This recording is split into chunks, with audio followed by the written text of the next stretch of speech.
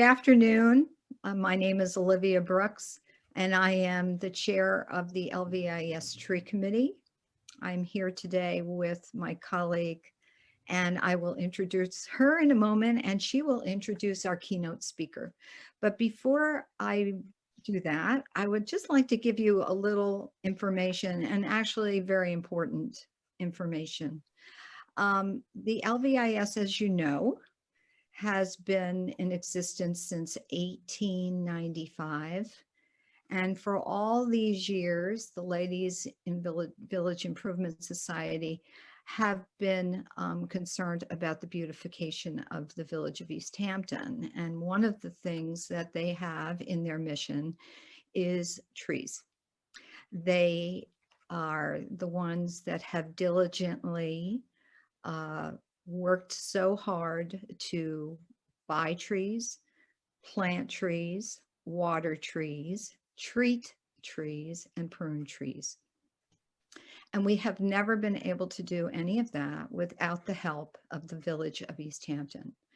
So the diligence of the LVIS and the village of East Hampton has helped to lead probably one of the most successful street tree programs in America. And that is what makes us extremely unique. So now I am happy to welcome my colleague, Julie Sakellariadis, and she will also introduce our keynote speaker, Jess Schuler, and thank you. And Julie, I think the next. Thank you so much, Olivia. It's a delight to introduce Jess Schuler, the Program Coordinator of Natural Resources for the Westchester County Department of Parks, Recreation, and Conservation. She also served as the Director of the Thane Family Forest at the New York Botanical Garden, where she managed this 50-acre old-growth urban forest and developed its education and research programs. Prior to this position, Jess was the curator of woody plants at NYBG, working on the team that renovated the 11-acre azalea garden. She's a horticulturist who earned a BS in plant science with distinction from Cornell University, and she holds a graduate certificate in conservation biology from Fordham University. As a Garden Club of America McLaren Scholar from 2004 to 2005, she spent a year in England at, among other places, the Eden Project and the Royal Botanic Gardens of Kew and Edinburgh. She's an ISA certified arborist and a certified ecological restoration practitioner with the Society for Ecological Restoration. Or to put all of this in Jessica's own words, she's a horticulturist turned restoration practitioner who connects people to nature, curing plant blindness and translating ecology to all. Welcome, Jess. Thank you, Julie. And thank you, Olivia and LVIS, for having me today. It is wonderful to hear about LVIS's program and how long-term it's been going on since 1895. And I hope from this presentation, what we'll touch upon is the importance of long-term management and planning and really supplementing what it is you all are already doing. So today my talk is titled Our Once and Future Forests, Trees in the Changing Climate. Next slide. And so we know a lot about trees, and we know a lot about the benefits that they have with regards to combating climate change. But today, what I'm going to talk most about is what they're up against. And something we've seen a lot of in the last decade is that they are in trouble. We see it from increased temperatures and droughts, increased storm events and flooding, and even shifts in what we call phenology, or the timing of events throughout the season of biological organisms. So when trees leaf out in spring to when they produce fruit and drop leaves in fall, or even thinking of growing degree days when it comes to pests and diseases, as well as invasive species and them tending to have longer growing seasons. And this is not anything new to you all in East Hampton for sure, because I'm sure you're well aware of some of the pest outbreaks we've had. Your pine barrens have been decimated by the southern pine beetle, which is actually a native pest to more southern states, but because of warming temperatures and different pressures, outbreaks like these have been happening more and more further north. Next slide. And so what is it that we can do to actually take action? There are lots of things we can do, and a lot you already are working on at LVIS. We're going to focus mainly on urban forest management, also planting for climate adaptability. So what should we be planting now? And what are the climate models telling us? What species are going to thrive? What species are not going to do so well? Should we maybe be avoiding? Planting for biodiversity. So thinking about the whole ecosystem, from species diversity to also genetic diversity. Preventing and managing invasive species, and also doing our part in monitoring and providing data to the scientific community in citizen science. So here's an image of the Thane family forest just after Superstorm Sandy in 2012. And what we learned from that experience is that proactive management helped us maintain a native forest for future generations. So we were proactive in our invasive species management and our ecological restoration practices before this big storm event hit. And so we were able to stay ahead of the game and keep invasive plants mainly from taking hold during that big major disturbance. Next slide. And so urban forest management, there are different ways in which you can talk about the urban forest. There are street trees, which LVIS has a very strong program in. There's also urban woodlands. So that's mainly what the Thane family forest was. So like a wildland, natural forest that is managed a little bit differently.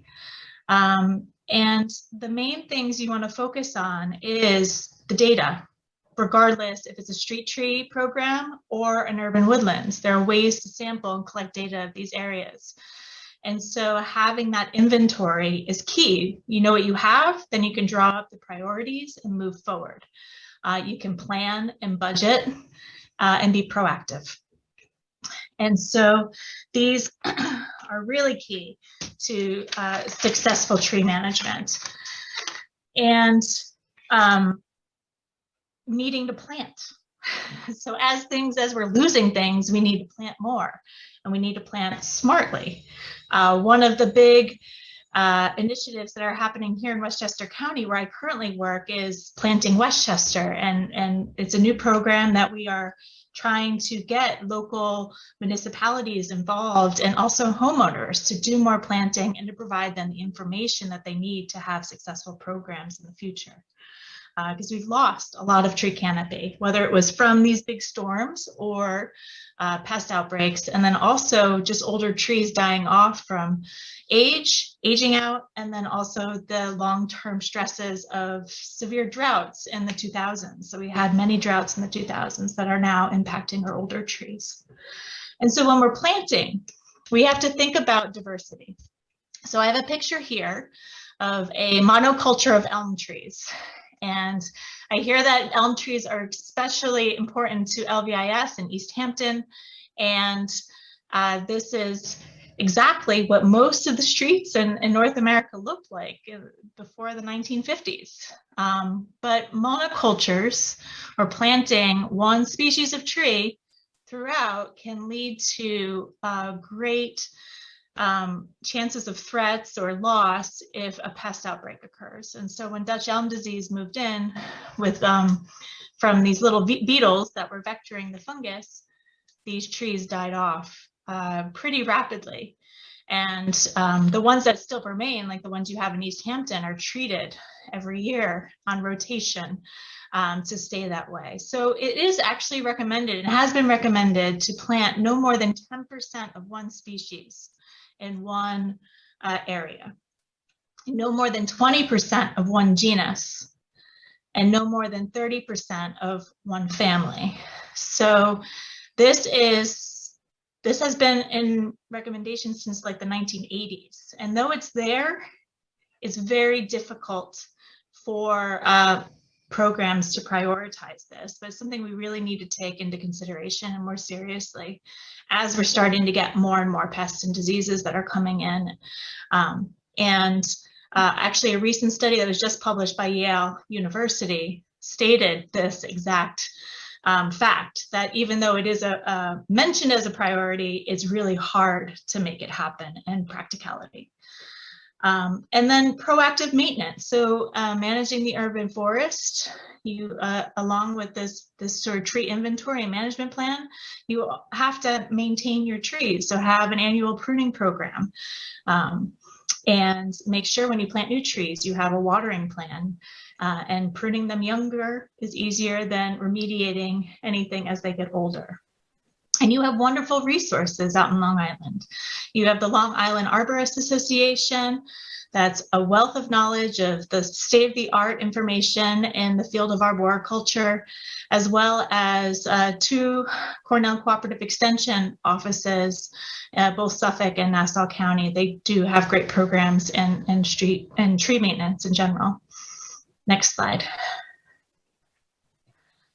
And so thinking about planting and this idea of adaptability, the U.S. Forest Service has actually done a lot of research and modeling for climate change.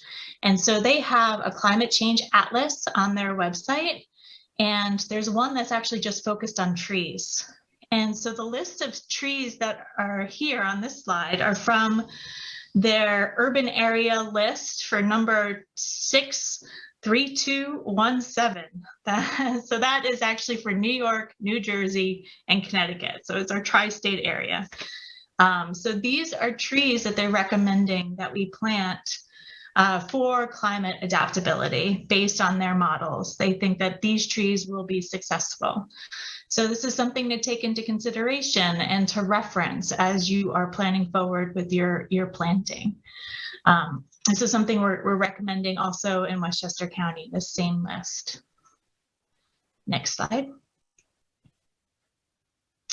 And so here's that concept of biodiversity. And this is actually our ecoregions of the United States. So this is a map that's created by the Environmental Protection Agency. And based on these abiotic or non-living site conditions, along with the plants and the living conditions, they create these ecosystems, and they're mapped out here. So I want to give you an example. Next slide. So this is the distribution of chestnut oak, or Quercus prinus. And so this is where chestnut oaks thrive. Thinking from this map, we are completely like out of the picture, right? There aren't any urban areas. So this is this native zone or region of growth. And next slide.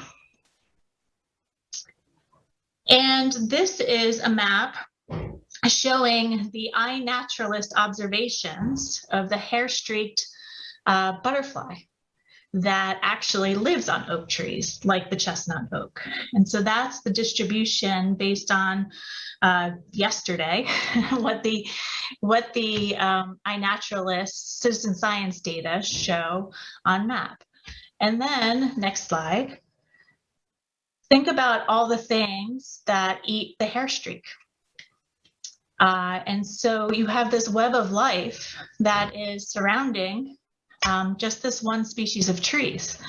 And so there are lots of different species as you are planting to consider, and keeping that diversity, not just to the thinking of the diversity of your trees on your street, but thinking about the life that they support. And all this is based on what Dr. Doug Talamay from the University of Delaware is promoting. And he also has his new book out, The Nature of Oaks.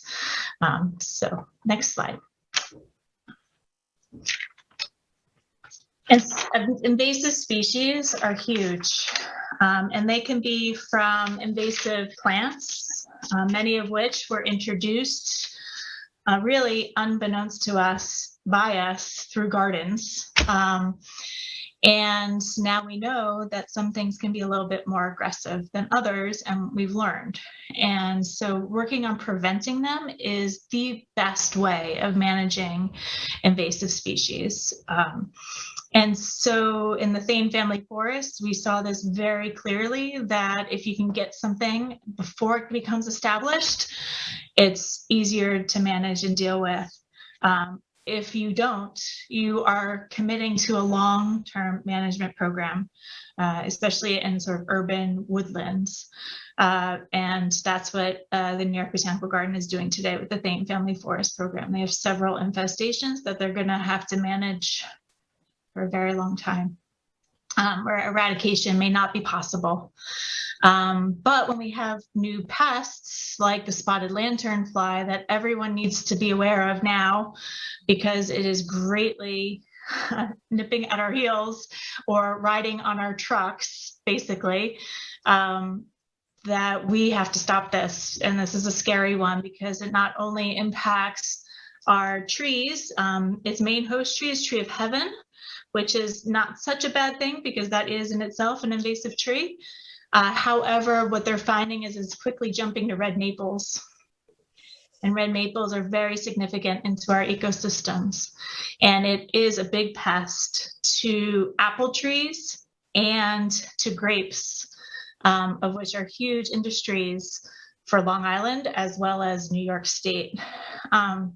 So the Department of Agriculture and Markets, as well as your local PRISM, which is LISMA, the Long Island Invasive Species Management Area, are two great resources to learn more about this insect, but it literally travels. The females can lay eggs on anything within 15 minutes, and it can be moved on pallets, shipping, and this is the next threat to our trees in our region. Next slide. And so when we're choosing these plants and we're thinking about all of the planting that we're doing, we're moving beyond the horticulture tradition of right plant, right place.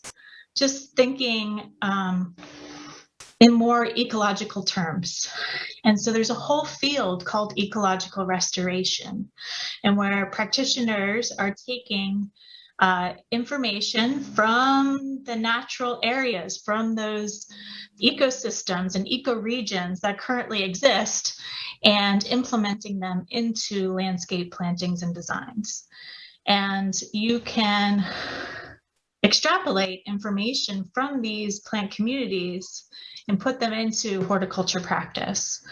And so we have some really great local resources, one of which is shown here on the screen. It's the Native Species Planting Guide for New York City, which is applicable to Long Island for sure. I use it in Westchester County. And in fact, the New York State DEC is also going to be coming out with a resource, I believe by the end of this year. There's definitely a draft and review now for covering the whole state. So that may be more comprehensive and coming out later this year. But thinking beyond just right plant, right place, and thinking more in terms of that biodiversity, and thinking about that slide where we showed the plant distribution and then the layering and how everything in the landscape is actually interconnected in a community. Next slide. And so the Natural Areas Conservancy in New York City has also developed materials, and this one may be more applicable for trees because you can actually select planting lists per site, and they'll give you information based on that U.S. Forest Service climate adaptability list. And so this is called the FIRST tool, or the Forest Identification and Restoration Selection Tool. It's a mouthful, but it's very helpful. Mobile adaptive website, so you can bring it up on your mobile phone, and you can either key out a plant community and get a planting list from there, or you can just get a generic planting list for your area. That could be helpful as well. Next slide. And you have lots of great sources. So working with your local nurseries and thinking of terms too, and not just species diversity, but also the provenance and the genetic diversity within the plants that you're planting. So you have the Long Island Native Plant Initiative, you have Provenance Natives, which is Victoria Bustamante from Warren's Nursery, and you also have Glover Perennials. Those are some great sources out east. You also have hundreds of others, so I don't mean to exclude anybody, but really just work with your local nurserymen and say what it is you're planning to do, and with your inventory, your management plan, and your budgeting, you can plan ahead and work with them to contract grow what it is you're planting, and trying to focus on that community ecosystem approach and thinking about both species diversity, but then also genetic diversity within species. So collecting locally if you can. Next slide. And lastly, there's something we can all do. If you're not directly involved in planting or caring for trees, you can definitely help and observe them. From documenting diversity of trees, or documenting an invasive species, or the diversity of bugs that are growing on specific trees. There are lots of citizen science tools that have developed in the last decade, and I highly recommend getting involved in a citizen science project, either locally, nationally, or globally. Some of these are pretty cool, and you can connect with other people across the world with similar interests. Next slide. And so in honor of Arbor Day, I just want to wish you all a happy Arbor Day and Earth Month. And I look forward to learning more about the trees you're planting and how you're growing your program. Thank you very much. Thank you, Jess. Amazing information. I couldn't write quick enough. I was taking notes throughout the whole lecture.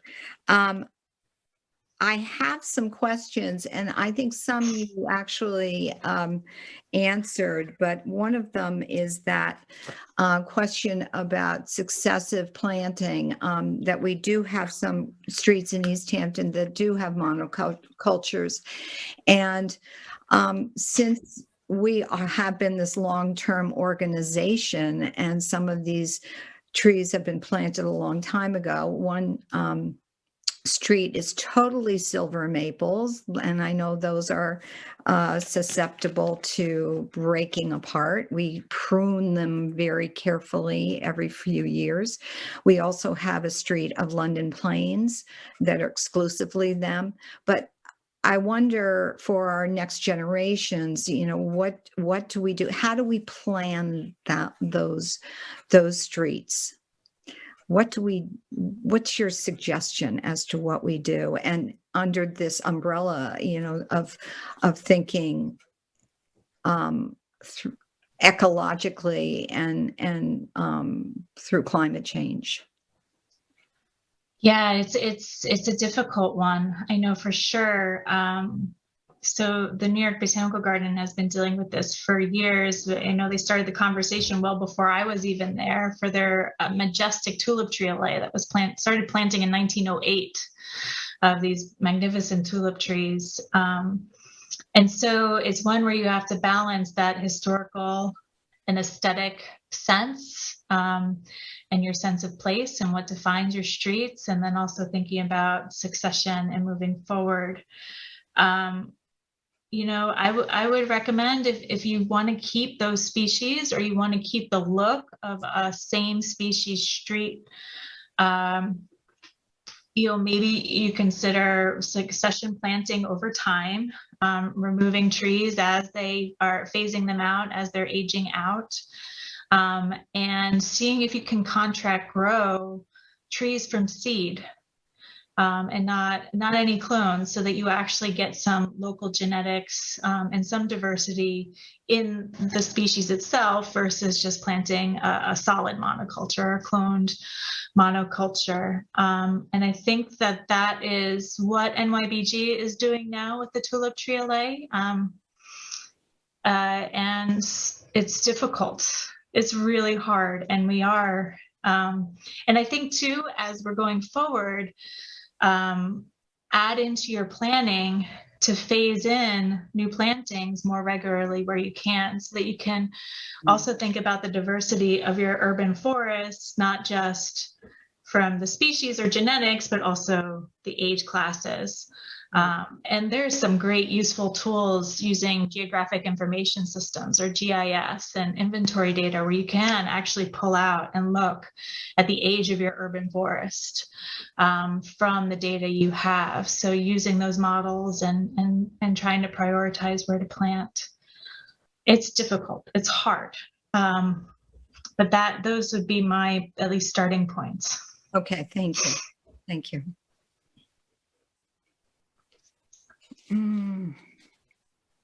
Julie, you're muted. Apologies. I was really struck listening to your lecture about the importance of the spotted lanternfly and the need to keep reminding people to look for it and identify it. And so where should people look to find this bug, and when should they be looking so that they can report? So right now, the eggs, there are egg masses. And so the Department of Ag and Markets, probably your local cooperative extension office, as well as the LISMA PRISM. Yeah. They all should have information regarding the life cycle of the insect and also pictures of what it looks like. I can also share that information with you. So right now it's eggs. You want to look for eggs, and they lay eggs on everything. So trees right now, I know that they're scouting and focusing ailanthus trees because that's mainly what the insect likes. But if you have any shipping material coming from New Jersey, Pennsylvania, those are where the main outbreaks are right now. And I even think Staten Island too has some. So if you have any trucks coming that way, I would inspect those pallets or whatever that material is for eggs, especially if it overwintered in those areas. And then the insects themselves, they hatch out.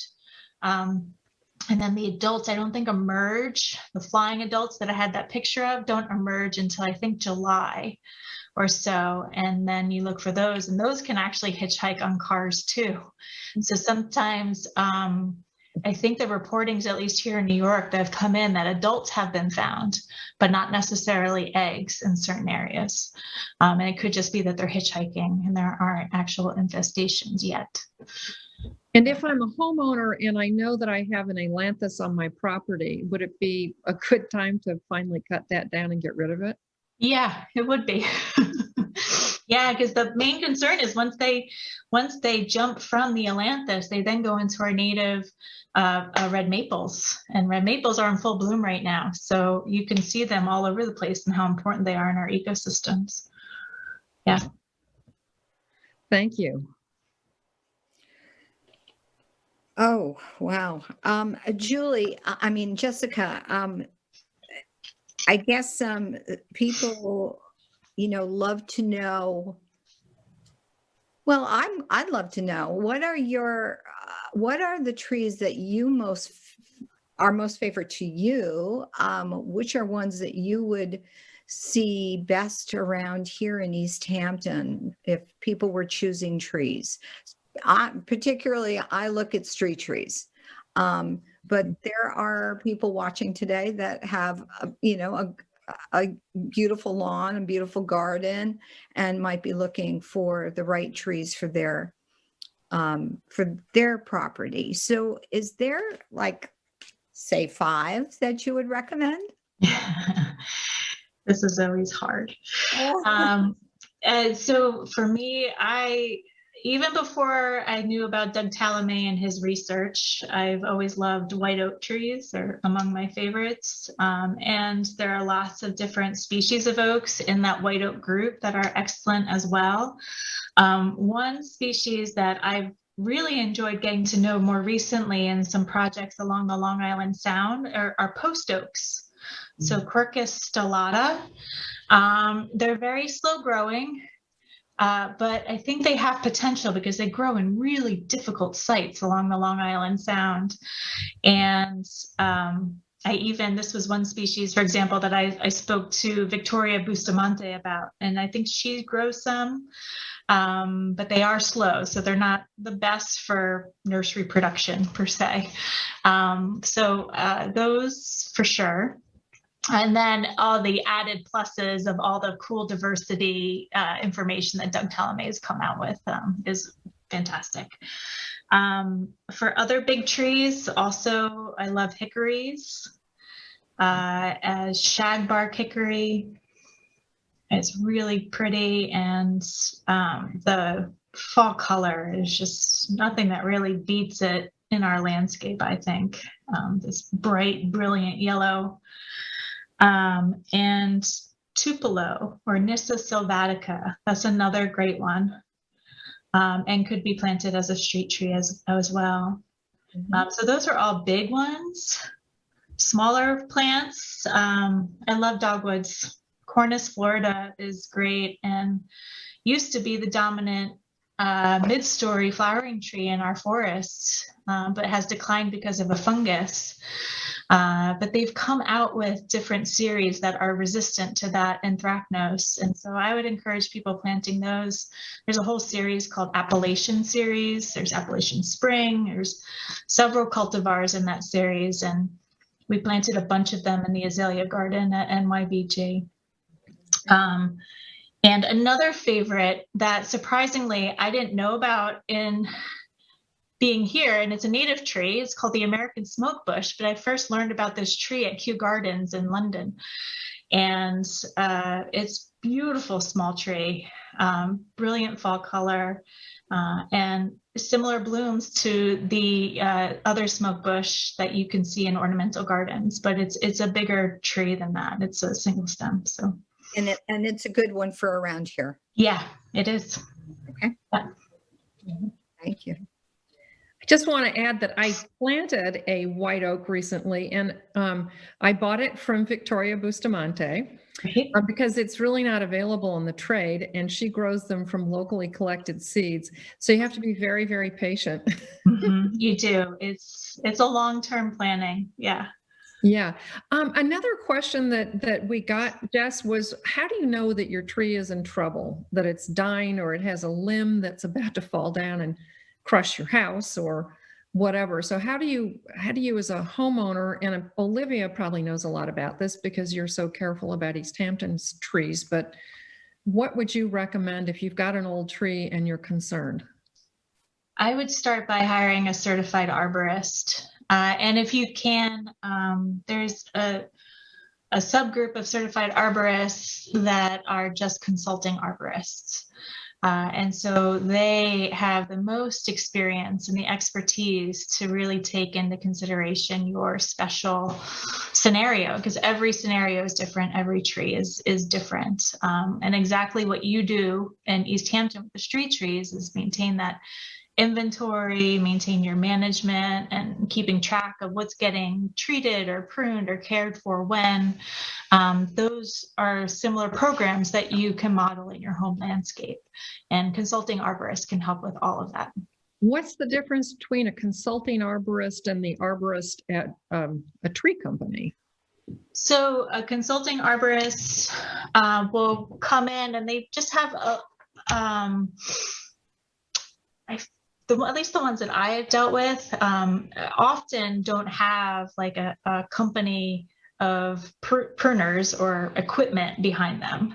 So they often are just sort of run and they give advice and they will develop a plan for you. And then they would make recommendations, or you could go and hire a separate arborist company that would come out and actually do the maintenance for you. I think that's the main difference, that they focus just on developing care. And they also are often the ones that are called in to make depositions or testify in court as experts in sort of tree law cases too. Thank you. And if I'm looking in the phone book, it would say consulting arborist? It should. So there is an association, I think it's ASCA, American or Association of Consulting Arborists, something like that. There is a separate association. Typically, Certified Arborists, which is the International Society of Arboriculture, ISA. Typically, consulting arborists have both certifications. And the two certifications again are ISA and then the American Association of Consulting Arborists. The Consulting Arborist Association. I'm sorry, I'm blanking on that right now. So CAA, thank you. That will be very helpful. Yeah, that's very helpful, because so oftentimes, at least for me and my committee of 35 women, we're looking at trees, but we're not always sure exactly what we're looking for. So if there is a blotch of black on the side of a beech tree, should we be alarmed? Or if we see well, of course, if a tree isn't leafing out, then we know that's a big red flag. But those are the types of things I think Julie, was she's reading my mind. Those are the things that I'm thinking about. So this is very helpful to get consulting arborists in that will just look and help us out that way.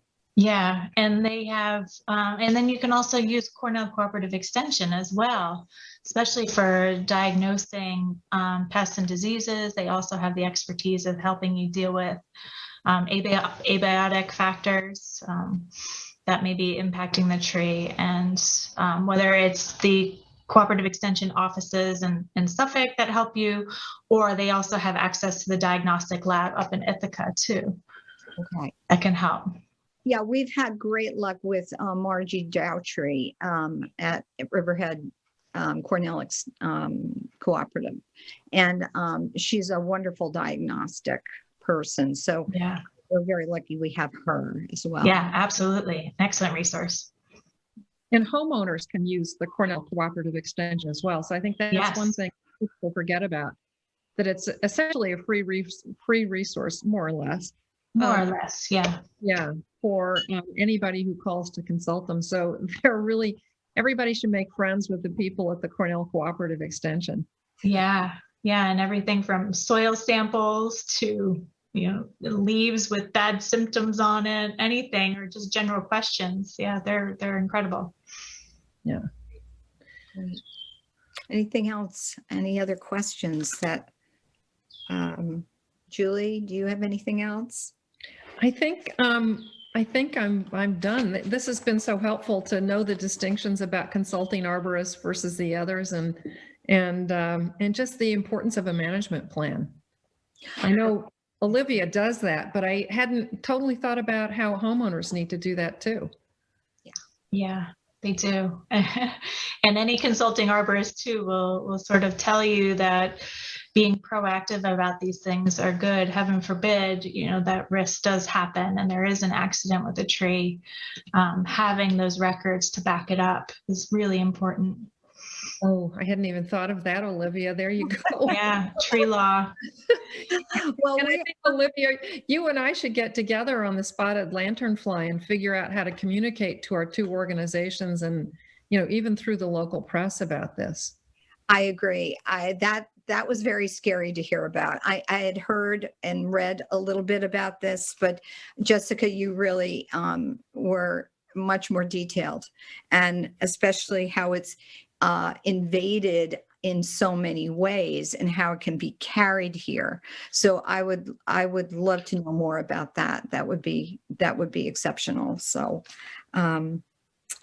I think that's it. And I just want to thank Jessica for being part of this program today. What I learned was outstanding. I hope everyone else did. Julie, I failed to mention this, so I apologize.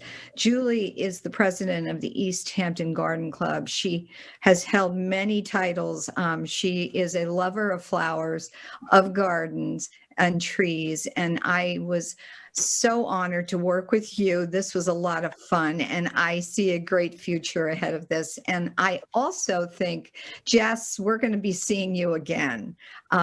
You have so much to tell us. And so I hope that she'll join us at another time. I want to thank Nancy Vermandois, who is the program director today, and also LTV for orchestrating the whole directing of our program. And for our audience, this is a very difficult year. We haven't been able to have regular meetings, but through Zoom and LTV, we have been able to reach more than I ever expected. So I want to thank our audience for signing in and to listening and watching today, and hearing everything that that Jessica had to tell us, and Julie, thank you. So everyone, take care of yourself and take care of your trees. Watch and look, and we'll all learn. Thank you so much. Thank you. Thanks, Thank Jeff. you. Thank you all. Bye-bye. Bye.